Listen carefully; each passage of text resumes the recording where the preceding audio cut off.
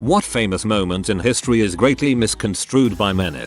Not many people panicked after War of the Worlds was aired in 1938. There were isolated reports of incidents from some of the very small number of viewers. Newspapers exaggerated the incidents to discredit radio advertising. Paul Revere did not make his famous "The British Are Coming" ride alone. He was joined by two other men, William Dawes and Samuel Prescott. And Connor Kenway.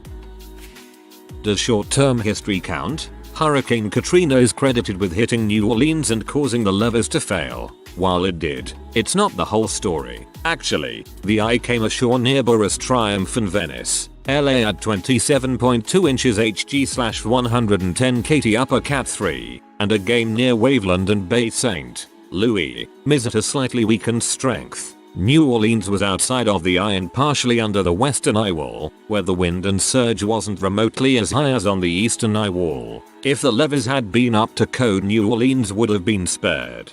For a city under sea level, they have been spared way too many times to count.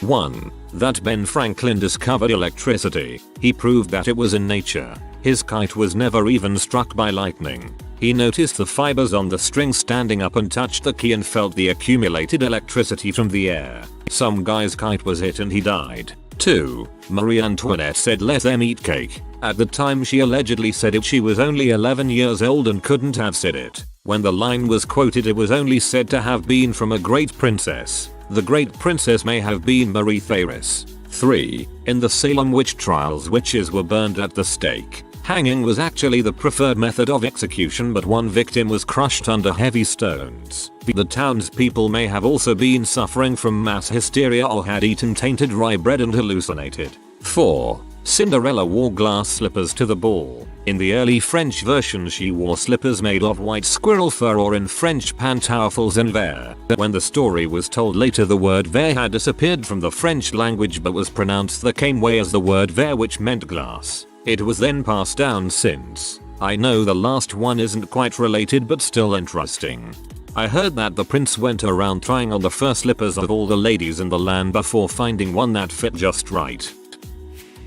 Hey, what an appropriate day to ask this question, since it's the 103rd anniversary of the sinking of the RMS Titanic. Anyways, much of the heroism and villainy associated with this famous maritime disaster is bulls. Gates separating steerage from the upper classes weren't used to keep them locked in during the disaster, contrary to what James Cameron would like you to believe. They were there for compliance with immigration law. White Star Line's Bruce Ismay was not some dirty coward who dressed up like women or used his position to bully past women and children for the lifeboats. A lot of the boats were being sent off half full, and when all the nearby women children had their chance, he just took his seat. Nothing uniquely cowardly there. Captain E.J. Smith was not particularly courageous just because he stayed behind with his ship. In fact, many accounts suggest he had a breakdown of sorts, since this was his final voyage before retirement. And of what we do know, we're well aware that he prioritized getting to New York in record time over the ice warnings on his path.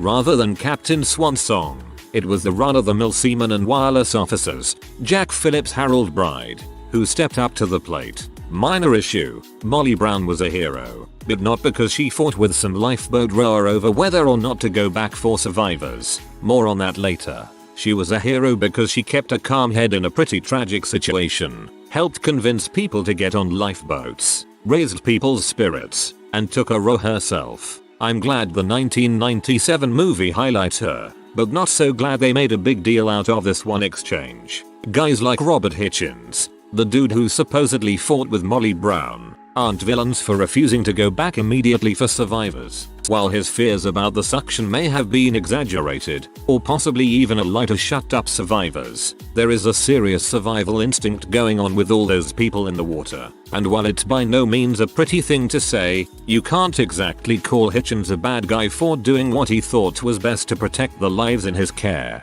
Definitely have to agree with the last point. A dozen panicked people trying to claw their way into a lifeboat from the water could pretty easily capsize it.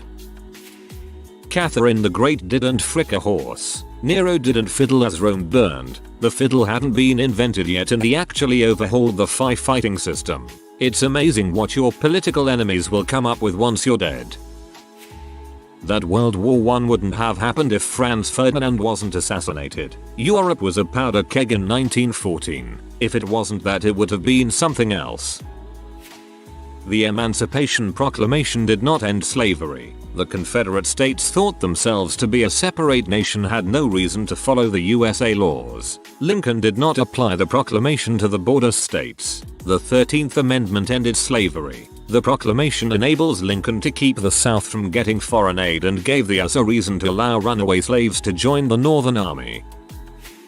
The Boston Tea Party wasn't just about no taxation without representation. Many of the people involved were actually tea smugglers, and the new law effectively reduced the tax on tea, allowing the East India Company to undercut the smugglers' prices. It also gave a monopoly on tea sales to people friendly to the crown. Well, you all drink coffee now anyway. Don't see what all the fuss was about. Sips his Earl Grey, slowly nodding. The Mongols weren't entirely barbarians. Sure, they slaughtered a pretty hefty sum of people and owned the largest contiguous land empire the world has ever seen, but they did some cool things. They restored granaries and lowered peasant taxes in China, which helped win the favor of the peasants. They also reopened China to trade. The empire in general was very religiously tolerant, and the capital, Karakoram, had places of worship for several different religions. Also, they created a Mongolian language. This was for scholars to learn, so they could interact with other scholars that didn't have a common language. Speaking of scholars, the best scholars in the entire empire were often summoned to Karakoram to collaborate and innovate. Thanks to the Mongolian language, Chinese and Muslim scholars could cooperate. Michael Jordan was never cut from his high school basketball team. When he was a sophomore, he was placed on the JV team instead of the varsity team. The varsity team was full of seniors who weren't allowed to play on the JV team, and the final spot was between Jordan and a forward. There were plenty of guards already on the varsity, so the team was in need of a forward. The coach gave the final spot to the forward and Jordan was placed on the JV team. Now, everyone thinks Michael Jordan was cut from his high school basketball team as a sophomore. The American War of Independence. It wasn't a very significant war for Britain. The empire continued growing. At its height in the Victorian era, the loss of India and others in the 20th century had a far greater on the British psyche. Paul Revere never said the British are coming as he was British. Instead, he said, the regulars are coming, referencing the regular British army. The actual quote was, regulators, mount up. The most common one I used to hear all the time was that Columbus discovered the world was round. Pretty much everything Columbus related was twisted. Now that I think about it, they said that he discovered America. They said that people believed he'd fall off the side of the earth. And they said he was a compassionate, altruistic hero. Turns out they were wrong about all of that. My dad once beat the crap out of me with a set of jumper cables because I arrived late to a family barbecue on Columbus Day, saying that I had disrespected one of the greatest heroes of all time. But today the notion of Columbus is beginning to change. In fact, the older I get, the more I realize that most supposed heroes have huge hidden blemishes. Elvis used to sleep with 14-year-old girls. When I told my dad about that, he flipped out and beat the crap out of me with a set of jumper cables. I think people deep down want to keep these blemishes hidden because they like to preserve the fantasy. You again. The Pilgrims didn't leave England to escape prosecution. No one was hunting them. They left because they thought the English state church wasn't strict enough and wanted to live somewhere where they could set the rules and live amongst other Puritans. Most Americans make it seem like they were all fleeing from some terrible fate back home, while in fact they were the judgmental douches. Pilgrims. Einstein didn't really fail math. For all you math failures who looked up to Einstein's story as inspiration, sorry to crash all your dreams. The sinking of the Lusitania is what made the US declare war against the Axis in World War I. The US did not join the war until 2 years after the Lusitania was sunk. We were always taught that the Lusitania and Zimmerman note swayed public opinion from isolationism to being pro-war. Neither event got the US involved directly. The storming of the Bastille is often seen as this triumphant moment in French history, but it really wasn't. The mob forming outside sent in a delegate to talk to the people inside. There were about 10 because it was almost fully decommissioned as a prison. While the delegate was eating lunch with the guards, people outside began to wonder what was taking so long and came to the conclusion that their delegate was killed or captured. So the mob ran in and killed the 10 people working there for no goddamned reason. Columbus wasn't the first to land in America. Leif Erikson touched down on Newfoundland, but didn't reach the mainland. Columbus didn't really reach the mainland, he landed in the Bahamas. Also, I see more people saying that this is a myth than I see people talking about it as if it were true.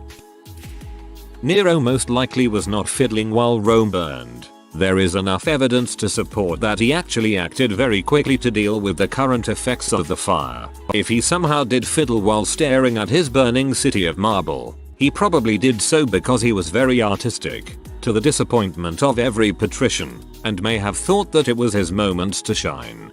He would have used a lyre, not a violin, since violins didn't exist. The War of 1812 was more of a draw than a victory for either side. Everything basically stayed how it was prior to the war. But you can say that the First Nations tribes lost the most.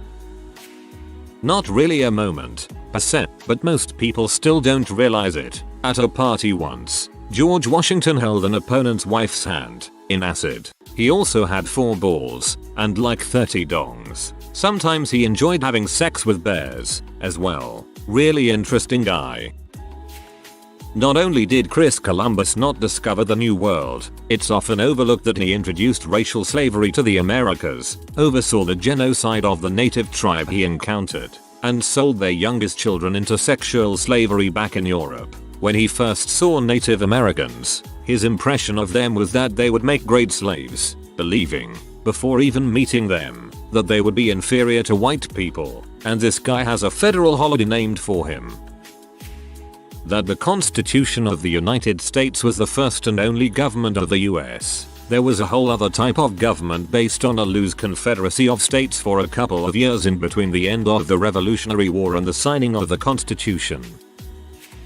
That the 3-5s compromise was some sort of attempt to denigrate black people as 3-5s of a person. The actual intent was to prevent the slave states from dominating Congress. Slaves couldn't vote, but they were counted for the purposes of allocating seats in Congress. This gave extra seats and voting power to the white Southerners who could vote, so the count of slaves was reduced by 40% to lower Southern congressional representation. This actually gave more power to the free states. Most Russians believe that World War II started in June of 1941. The reason it wasn't is taught like that is because Russia actually supported Germany up to that moment, and it is kinda unpatriotic to admit that you split a foreign country with the Nazis like a dessert. The death of Alexander the Great, though really just Alexander in general. He wasn't some proto-liberal philosopher king on the cusp of creating an enlightened empire. He was an adventurer, warlord, and very much a product of his time. It's easy to see why the legend formed. He's a talented general, generous in victory. He died very young, though not exactly in his prime. Plus he was at one point tutored by Aristotle. But the reality was that he cared very little for state building, and almost everything he did was in pursuit of glory and living out a violent fairy tale where he was the hero. I think that he lived longer, history would have remembered him very differently. Towards the end of his reign he was capricious, paranoid, and often drunk. Historians haven't thought this for decades, but I still see the Alexander as visionary narrative show up in pop culture once in a while. That Einstein failed high school math. He didn't. He failed one entrance exam to a college but always excelled at math. Dedicated to every moron who thinks that he is the next Einstein after failing maths. A lot of people seem to remember the 3-5 compromise as racist under the premise that every black person's vote counted as 0.6 votes. However, this compromise was demanded by the North because if every slave was represented as one person, the southern states would earn many more members of Congress and thus have an advantage in legislation. If the South had an advantage in legislation, they would be working towards keeping slavery legal. Therefore, the 3-5 compromise more or less was less harmful than most people think. It wasn't harmful, it was a good thing. Having slaves considered full people when determining representatives was just giving their owners more power, which didn't represent slaves or help them in any way. That the British and French could have stopped Hitler in his tracks by resisting the German remilitarization of the Rhineland in 1936. The German army planned to withdraw out of the Rhineland if they sensed resistance from British or French forces. No such resistance occurred, which led to bolder German actions in 1938 and onward. Had the Brits and French sent troops into the Rhineland to uphold the demilitarization imposed by Versailles, Hitler may have thought twice about invading Czechoslovakia and/or Poland. That the British and French could have stopped Hitler in his tracks. Hitler may have thought twice about invading Czechoslovakia and/or Poland. These aren't really the same thing at all. You start with an affirmative statement and end with a very unsure maybe. Christopher Columbus discovered America in 1492. Literally none of that sentence is true. 1. His name was Cristobal Colon. 2. We have definite proof of Nordic discovery of America several centuries earlier, if you establish discoverers post-rise of Golden Age civilization. Otherwise it would just be who crossed over from Asia first. 3. It was not exactly 1492 because the Gregorian calendar had not been created yet, and if you use a proleptic you encounter problems. All of that is true. However, I would still consider it fair to claim that he discovered it from his viewpoint. Most of the people in Europe were not aware of America's existence at that time. He was certainly not the first one to discover it, but that doesn't mean that he can't have discovered it as well. The Catholic Church never disagreed with Galileo's discoveries of his sun-centered model of the universe. Scholars in the church had already known about this, along with several other scientists, for ages by the time of Galileo's publication. The only reason they condemned Galileo was because of tradition. Even though higher-ups in the Catholic Church knew it wasn't the case, they still taught the classic Aristotelian model of the universe because it had been done so for centuries and they didn't want to change the church's teachings. The Armenian genocide, where 1.5 Armenian perished in the first systematic genocide of the 20th century. Turkey still adamantly denies this to be the case, 100 years on. Luckily, many historians, states and countries have accepted it as historical fact. There was no big signing of the Declaration of Independence. People just sorta signed it over the course of a few weeks when they happened to be in town. People usually believe it was some big convention that everyone attended at once. Remember the Alamo? American immigrants that were in Mexican territory decided they wanted to be part of America because of Mexico's denial of individual rights. Dog whistle for slaveholding. I really wish people would actually include sources with their posts to back up their assertions. I know this isn't Ask Historians, but history is a field where content can easily be distorted and politicized to a point where we accept them as fact. That and the novelty accounts are really pushing me over the edge every time a history thread comes up. The pyramids were not built with the blood of Hebrew slaves. In fact, there is no redeemable evidence that the Israelites were ever enslaved by the ancient Egyptians. The ancient Egyptians built those architectural masterpieces all by themselves. Napoleon's ceremony for becoming emperor. Dude just crowned himself. In the painting they make a giant scene that occurred quite differently. Not a moment, but a lot of kids' stories will tell you that George Washington never told a lie. In reality, if he hadn't had a complex network of spies in the British Army that he did, America wouldn't be a thing. I, too, enjoy turn. The Emancipation Proclamation did not free all the slaves. It only freed the slaves in states that had seceded, not in any of the Union states or border states. If you are new to the channel, you can subscribe. I publish new videos every day. Until then, check another video.